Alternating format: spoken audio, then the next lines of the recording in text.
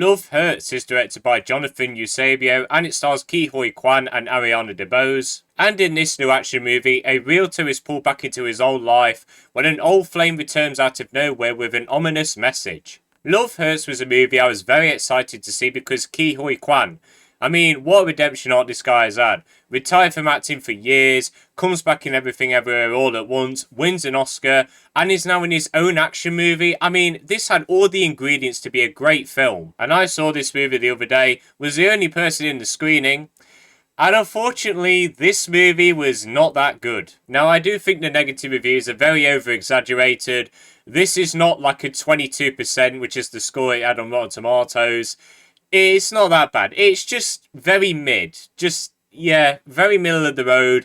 One of those films that you'll forget about in like 2 minutes. The narrative is really stale. It's a very simple story, which I don't hate, but it's just very underdeveloped. You don't really care about the conflict.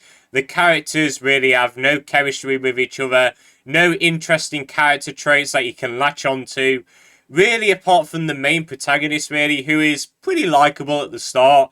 None of these characters are very memorable. I did like the introduction of our main protagonist. He's just a guy that you could sit down with, have a coffee with, have a chat. He's a lovable guy, treats everyone kindly. You know, you can get to know him and you'd like that.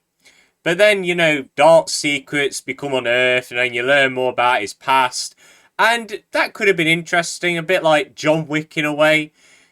But overall, his overall conflict is just so underdeveloped. It's not really explained properly.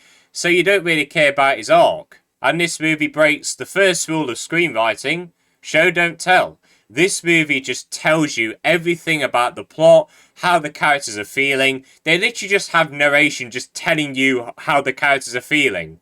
And it just feels so out of place, so lazy. There could have been some really smart ways to deliver this exposition, but the writers just said, no, let's just say it. And sadly for a Valentine's Day movie, I didn't care about any of the romances in this film. The main one especially. I don't know why our main character would go out with this woman. She's a bit of a douchebag. Like, I just don't get it. And there's this other romantic side plot that just did not need to be there. I have no idea why that was in the movie. It was just there to pad time. I did, however, like this little bromance between these two characters, Otis and King. They're just really wacky and over the top. The same corny one-liners.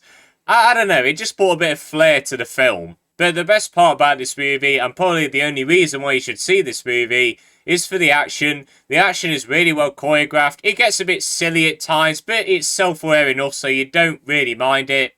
And I did like the sound design as well. Very hard-hitting punches really made them feel fatal. I will, however, say though that these fights are devoid of tension because some of the things that these characters go through, I don't know how they're still alive. There's these two characters by the end with literal slits in their bellies, and they are still talking like normal.